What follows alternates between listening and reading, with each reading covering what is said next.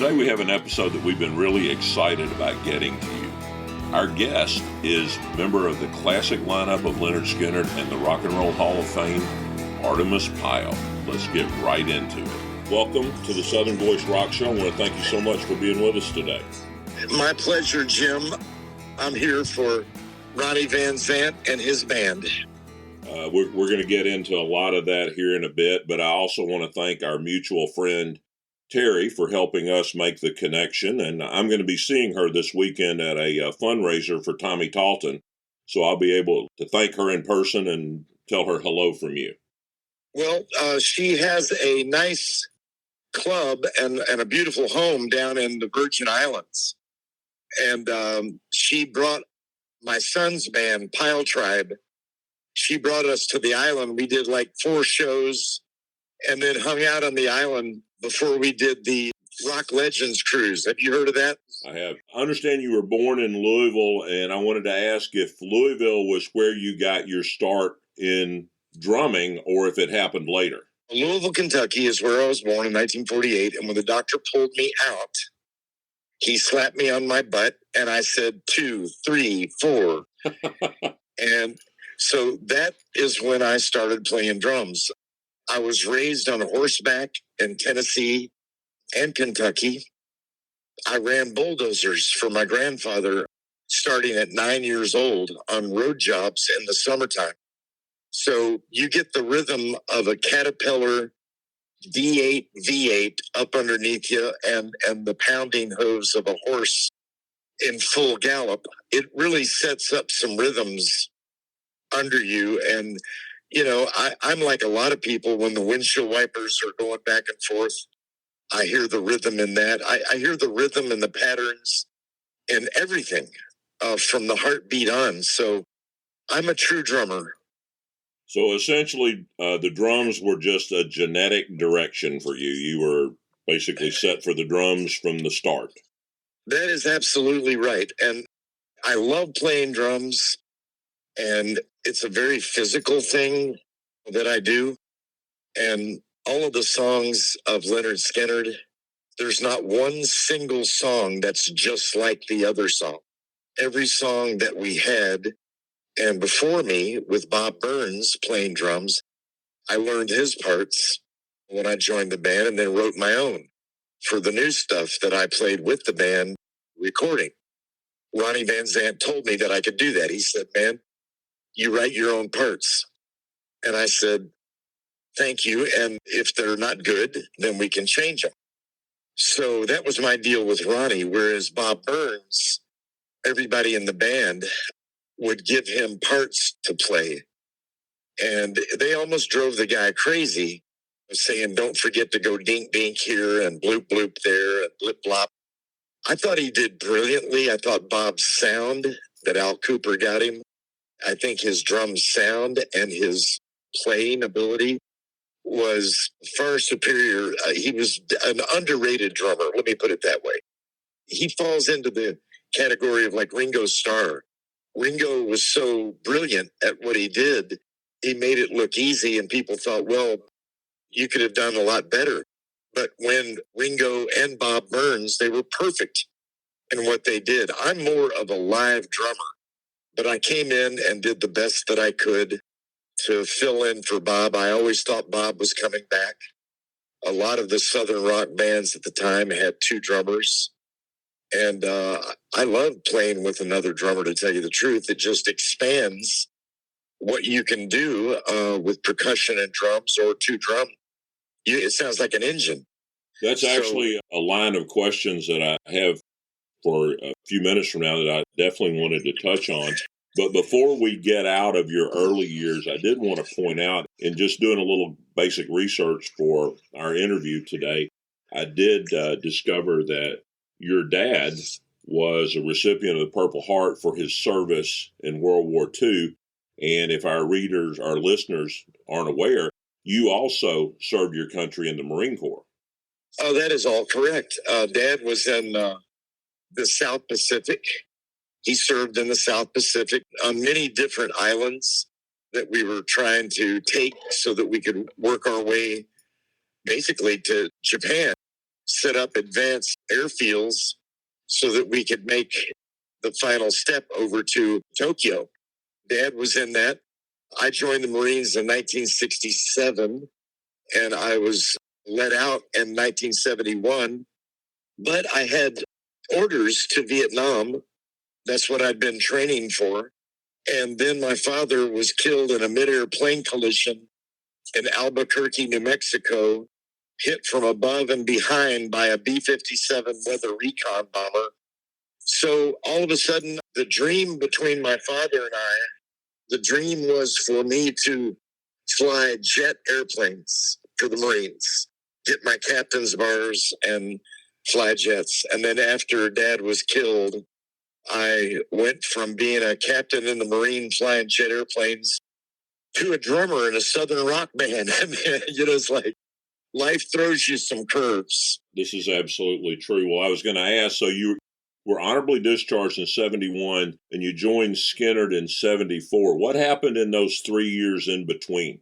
And how did you come about getting connected with the guys from Skynyrd? I went to work at an airport installing aviation electronics, avionics. That was my MOS in the Marines.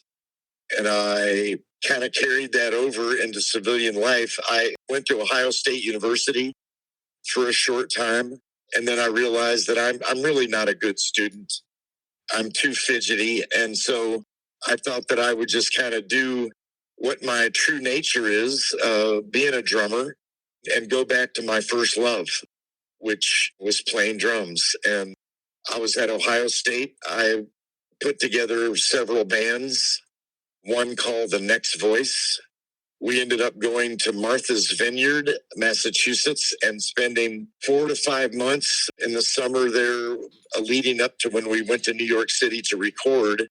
The Next Voice was on Martha's Vineyard. It was like living in a movie. It was like a dream. I mean, living on this island off the coast of Mass, and just the people, and it was just an amazing time.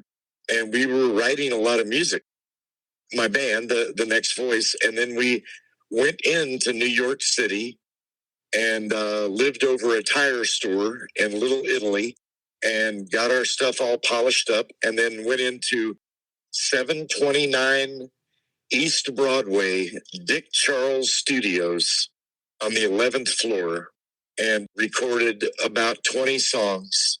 I still have recordings of the first time I was ever in a studio. It was a lot of fun. It was a challenge. It was an adventure. I was pioneering new things for me. And then I was living with my mother. I went to Ohio State. I ended up going back to South Carolina. My wife went to high school with Doug Gray. Doug Gray is the lead vocalist for Marshall Tucker. I met up with Tommy Caldwell, the bass player for Marshall Tucker. In the Marines, I heard about a guy in one of the platoons named Toy, who was a real big guy that they messed with. And of course, Toy had heard about me because my last name is Pyle, and they were calling me Gomer Pyle and making me say Shazam and golly and all the stuff that Gomer said I had to entertain guys going to Vietnam. And Jim, if some guy went to Vietnam and gave his life for this country and he had a belly laugh at my expense, no problem. I am Gomer Pyle, and I made a lot of guys laugh. And that was just all leading up to me being in Spartanburg, South Carolina. My wife went to high school with Doug Gray. Doug Gray hooked me up with Charlie Daniels.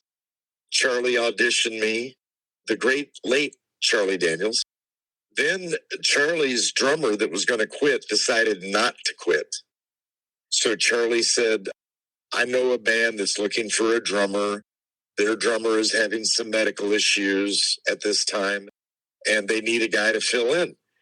And I said, do they work hard, and what's their name? He said, yes, they work hard, and the name of the band is Leonard Skynyrd. And I said, okie dokie. So I went to Atlanta and met Ronnie and the band for a big thing with the Allman Brothers and Marshall Tucker. Of course, I was invited by Paul Riddle, the drummer of Marshall Tucker, and of course, Tommy, the bass player. And you can see how all of that, the synergy of what was happening, we all met. Ronnie called me up one day after that and said, I'm going to fly 5 drummers and 5 sets of drums down to Jacksonville. We're going to have a drum off. And I said, man, that sounds like a lot of fun. And it did. Having a drum off with 5 dudes, it was like the Old West. It was like, a shootout. And I thought, well, that sounds like a lot of fun, Ronnie. I'll be there. He called me back a couple days later and he said, man, we're not going to have 5 drummers. We're not going to have 5 sets of drums. I talked to Charlie Daniels and the Marshall Tucker guys, and they say that you're crazy enough to be in my band. That's funny. So that was it. That's pretty much it. What a great story. When you first started, as I recall, the first recording that you did was Saturday Night Special in Studio One. But was there any overlap at all where you and Bob were in the band together, or was it Bob was gone and you came in? It was absolutely an overlap. I did many shows. I would say 10, maybe, no more than that, possibly less. But about that many shows where Bob and we used my set of drums because my drums were better. I took really good care of my drums, and everything was in great shape, and they looked good and sounded good. So we used my kit.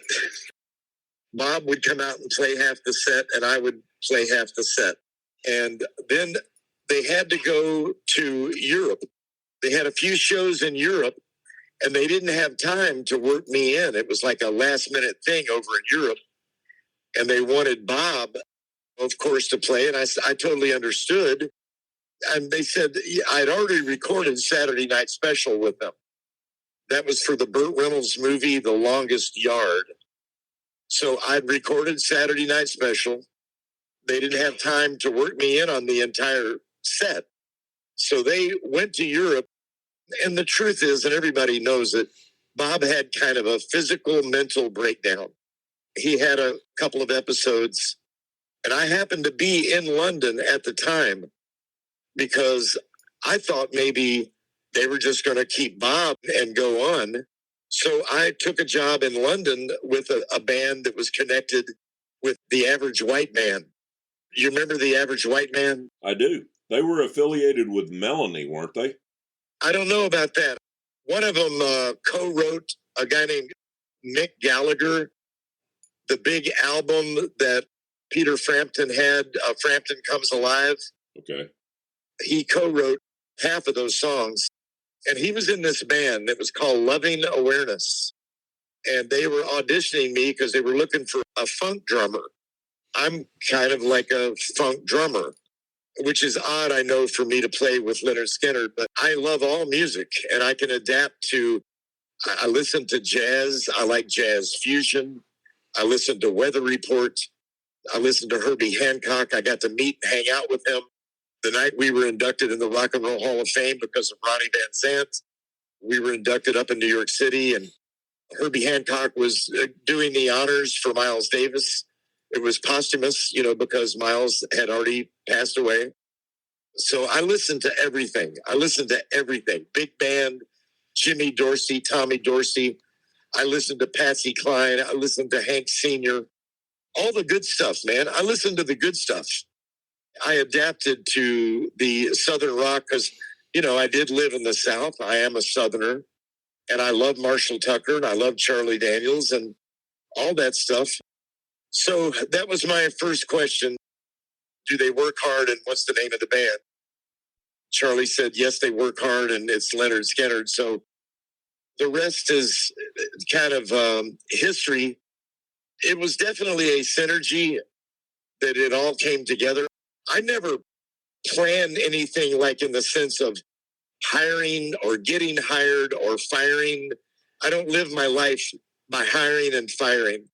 Everything to me, my bands, everything is based on a natural progression. And that's what happened with my entrance into the Lynyrd Skynyrd band. Ronnie was the one that hired me. Ronnie was the one that believed in me. Of course, I loved the rest of the guys in the band. They were great.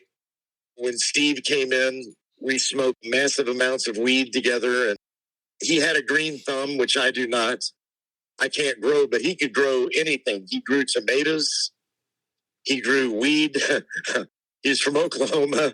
The guy had a green thumb, and we had a great band, man. We were a well-oiled machine. We worked hard. We stayed on the road. We knew that's what it was all about, was live performance. And I always thought that Bob was coming back to the band. Ronnie wrote a song called Am I Losing? And that song was all about Bob Burns, man. Am I losing my good friends over money? That's what it was about. Did you pick up with Skynyrd while they were in Europe, or did you join up when they returned to the States? I was told to go ahead and fly back to the States and meet them in Atlanta, which is where we started recording, Nothing Fancy. And we already had Saturday Night Special in the can. It was already in the can. So we just worked on the rest of the album. And a great album. By the way, a little trivia for our listeners. On Second Helping and Nothing Fancy, there's one track on each record that was recorded at Studio One. And on Second Helping, it was Sweet Home Alabama. And on Nothing Fancy, it was Saturday Night Special, which was your first recording with the band. That is correct. And a hell of a song. Yeah. Saturday Night Special was my first song with the band. It charted, and it was definitely played every day on the radio, whether it charted or not. It was played a lot, and, it was part of that movie soundtrack. It was absolutely perfect for the soundtrack of that film. Exactly. And the song, it's almost heavy metal. It's almost metalish, the way it came off. And that's what I love about being the surviving member of Lynyrd Skynyrd. I can say this, that every song was different and had a different groove, and they were all good. And it went from country, like the Ballad of Curtis Lowe, to Freebird, which is a wild, almost heavy metal melee. Saturday Night Special was definitely metalish, the way I played it. That was the day I signed the wrongful death to my father's mid-air plane collision in Albuquerque, New Mexico. 2 years later, I flew to Columbus, Ohio, and signed the wrongful death papers on my dad's estate. And he was hit from above and behind by that B-57 weather recon bomber. And then I flew directly to Atlanta and recorded Saturday Night Special with Al Cooper and the band. It was, to say the least, Jim, it was a heavy day, man. Oh, I can only imagine. But gosh, what an experience. And obviously a profound day in your life, but one of many profound days in your life. You're exactly right. And what it was I flew to Atlanta. I had $1 in my pocket. I put that in gas in my Volkswagen microbus. They have real high ground clearance, so I was able to go over the curb at the parking lot because I didn't have the $6 to pay parking all day at the Atlanta airport. So I walked my Volkswagen bus. I can drive or operate or fly anything, man. So I walked that bus over the little, actually it's about an 8-inch curb that would have stopped most cars with the chassis, but I walked it over and I drove to the gas station, put the $1 in the tank, drove to Studio One, walked in, set up everything, and got ready for Saturday Night Special. And I was crying. And Al Cooper came out and he said, "What's wrong, man?" And I said, "Well, my father and I were very close, and he was killed in a plane crash. And I signed the papers to his wrongful death action today. And my mother and I are very emotional and high-strung and upset." And I said, "I'm just, I'm just mourning in my own way." But I said, "I'm fine. I can play." And he said, "Well, I don't mean to be insensitive.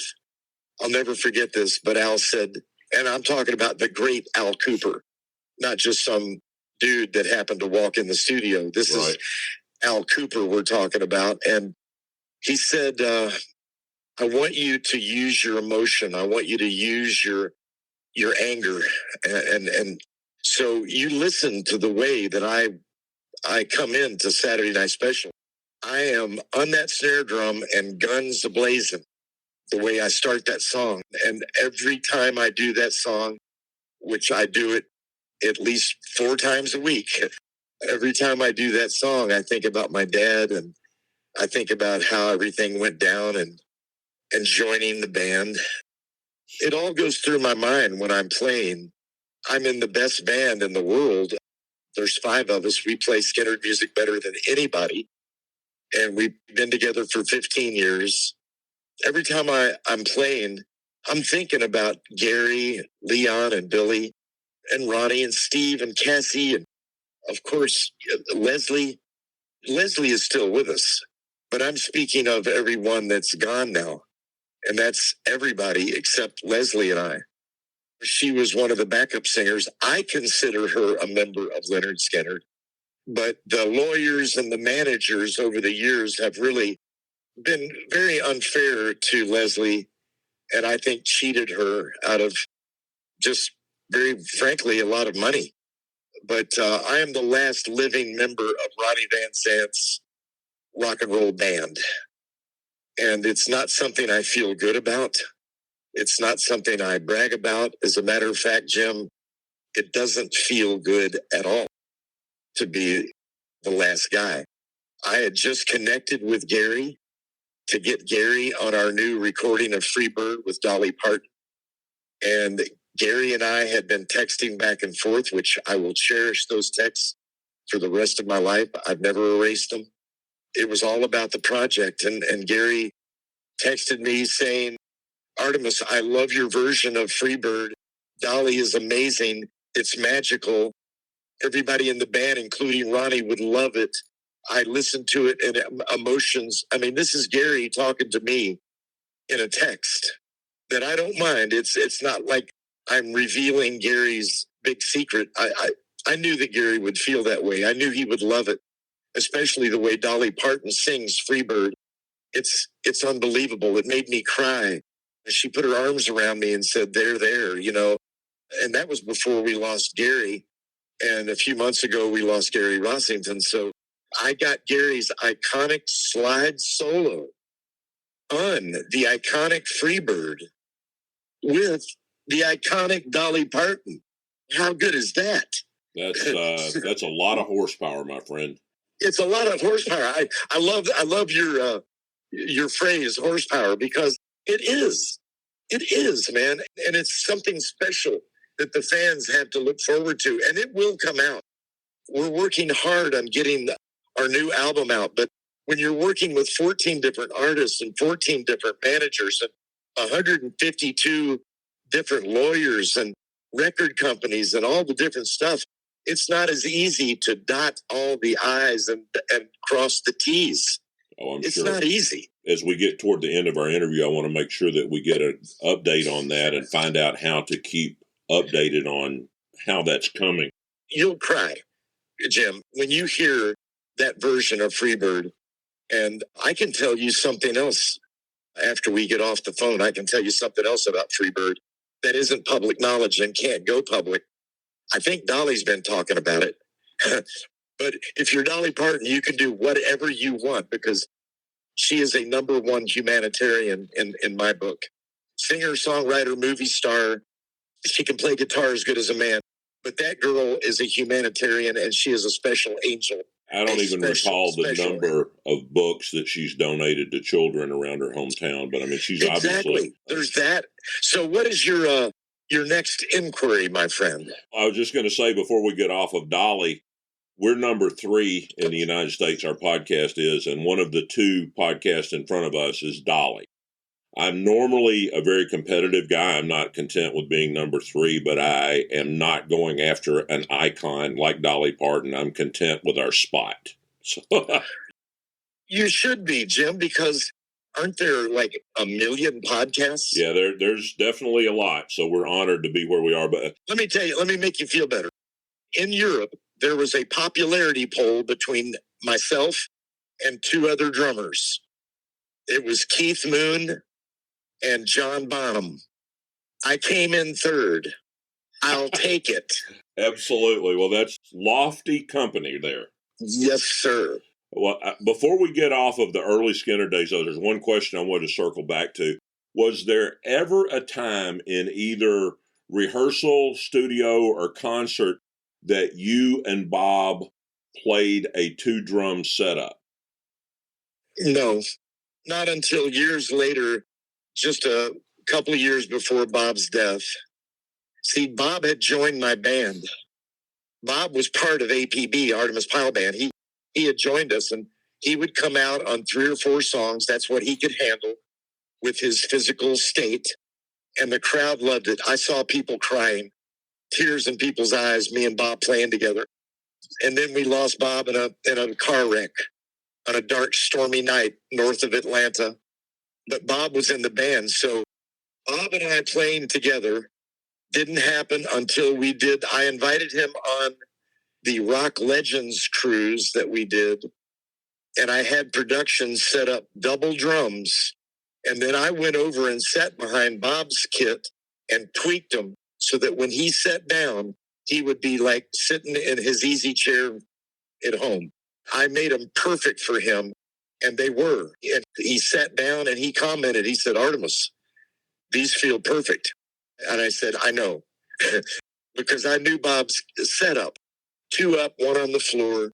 I had production set up, double drums. And then Bob came out and did Sweet Home Alabama, Give Me 3 Steps, Call Me the Breeze, and I think Don't Ask Me No Questions. It's on film. We were out at sea, and we were sitting in 10,000 feet of water, going to the Caribbean, and Bob and I played together, and I've got pictures of it. There's a film of it that's out there. I cherish that as well, the stuff with Gary. Yes, it happened, but much later. Yeah. Last weekend, I was at an event for Alan Paul, the author that just released the new Brothers and Sisters book about the Allman Brothers. There was an Allman Brothers tribute band there, End of the Line. They were a great band, by the way. If you haven't seen them, you get a chance. Definitely worth checking out. But I'm watching from the side of the stage, and they have 2 drummers and a percussionist. And it really hit me. That has to be harder to coordinate than 3 guitars. Is that a fair statement? I mean, you know it from the inside. I'm just an observer. But to have 2 drummers and a percussionist and not play over each other but complement each other, that seems to be quite a challenge. It is a challenge, and it's an art.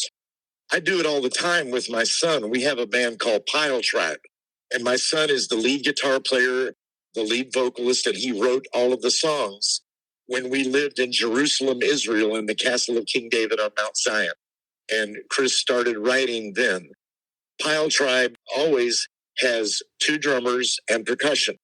We have a lot of fun, and it is an art to make everything work, so it's not just a bunch of noise.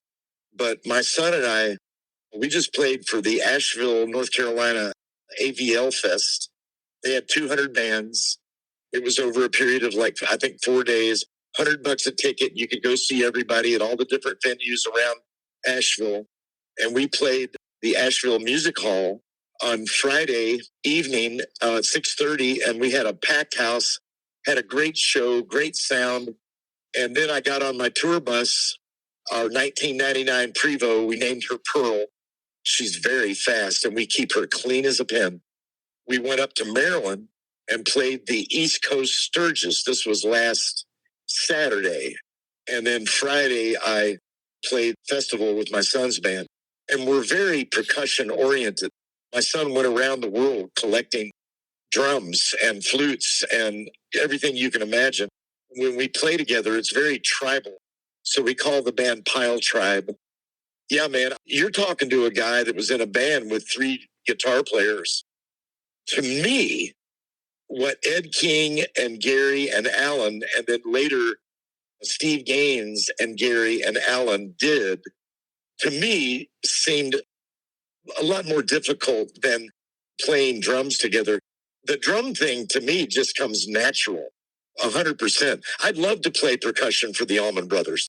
They should have gotten me years ago. I would have even gotten the mushroom tattoo on the outer left leg. That's where you get them. They should have gotten me. I was disappointed that they didn't. But being disappointed and not being able to put my 100% heart and soul into music is another thing. So I never let anything, Jim. I don't let lawyers, managers, idiots, buffoons, morons, any backstabbers, ass kissers. I don't let any of those people take from me the one thing they can't take. They can take my money. They can take my reputation. They can smear my reputation, but they can't take my love of music, brother. I love that that is your principle. That is just absolutely incredible. And I think it shows. I absolutely think it shows. Circling back to Skynyrd a little bit, I just got a couple of things I want to make sure that we don't get off of. But I think most people would agree that Street Survivors is one of the greatest rock and roll albums of all time. And we've had Jeff Carlisi and Rodney Mills on, and both of them talked about what happened with the Criteria Studios, and essentially they give credit to basically you, and to Rodney doesn't take credit, of course, but Jeff Carlisi gives credit to Rodney and Kevin Elson for absolutely saving that album when they brought the tapes back to Dorville and you recut the drum tracks, and it just changed the whole context of the album. What's your recollection about that, and would you agree with their version of things? Yes. First of all, Rodney Mills should be given much credit. Rodney Mills is the man. He was like there engineering all of that stuff. Let's face it, there was a lot of alcohol being consumed. Okay? You start off, people are really having a good time and they're laughing and, oh man, let's try this and let's try that. But, sooner or later, the alcohol catches up and then it becomes contentious. So Rodney has had to work around all of that contentiousness and still pull off some of the greatest music that's ever been made and ever will be made. So Rodney Mills, you can't stop Rodney. And yes, we were in Miami at Criteria Studios, and I did not like the drum sound. It was very thin against the tracks. It wasn't what I was looking for. I listened to people like John Bonham and all these other great drummers that get these great drum sounds. And then my drum sound is like a little thin line. I hated it. And they were saying, well, Criteria Studios is a big deal. And I'm like, I know. Okay, I said, play me the tracks that we've recorded and make my drum sound like God. Do it. And then they play me back stuff and it just didn't sound good. It sounded thin. It certainly didn't sound like what I was playing at point of impact. When I'm sitting on those drums, I've got a certain sound that's coming through my body, going through my brain, and vibrating in my skull. That's what I hear. And then by the time it gets recorded and they put it through compressors and do all this other stupid shit, it did not sound good. So Kevin Elson, I told Kevin what I wanted to do. He backed me up. And back in those days, Jim, if you went into a studio and you stripped off all the drums like we did, and then I put on new drums to these tracks, which is almost unheard of. If you lose it recording those, you've lost it all. And you've lost about $100,000 worth of recording time at Criteria. And back in those days, $100,000 of recording time was a lot of money. Today, rock stars, and I don't include myself, I am not a rock star. People call me a rock star. It pisses me off. I'm a worker bee. I'm a drummer. I'm the guy that tries to pull together all of the other instruments and keep it steady and still have fun throwing a lick in or two. I am not a rock star. Now, in the Lynyrd Skynyrd band, we did have a few rock stars, and you know who they are. And Ronnie was a rock star because he was a rock star, not because he acted like a rock star. Ronnie Van Zant didn't act like a rock star. He was a rock star. I know that to be true. I said to Kevin, man, let's roll the dice. So we took our stuff under the cover of night. It was like a military mission.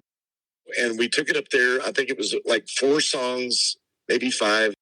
I stripped off the drums and I put new drums. Now, this is when you went to Studio One. You guys flew up to Atlanta, right? We went up to Studio One. We had the tracks. I knew that they sounded better, at least the drums. I knew the drums sounded better. I said, guys, this is a lot closer to what I'm looking for. And I brought the band in and we A-B'd it. You know what that means, right? We played the A track, Criteria, then the B track from there in Atlanta and Doraville, Studio One. So the band was sitting there and I didn't look at Ronnie. I wasn't looking for approval. I knew that I had done the right thing. I wasn't looking like, okay, please give me your approval. No, I knew it was better. Finally, I glanced over at Ronnie after we'd played the tracks, and a big smile came over his face, and he said, wow, man, he said, if you can sound that much better, we can too. That's kind of how it happened. And we used bits and pieces, right? It wasn't a complete abandon. We didn't salvo the whole load. Right. We didn't dump our fuel, but we did get a better sound. And I love Street Survivors. There's even a song in there with Ricky Medla. We'll be back next week with more from Artimus Pyle. In this week's covers, we want to suggest a song from the 2003 album by Pat Travers and the PT Power Trio, where he pays tribute to another accomplished guitarist, Robin Trower, by covering Day of the Eagle from Trower's epic 74 album, Bridge of Sighs. Two great rock versions of one great rock song. Give Travers' version a listen. We think you'll like it.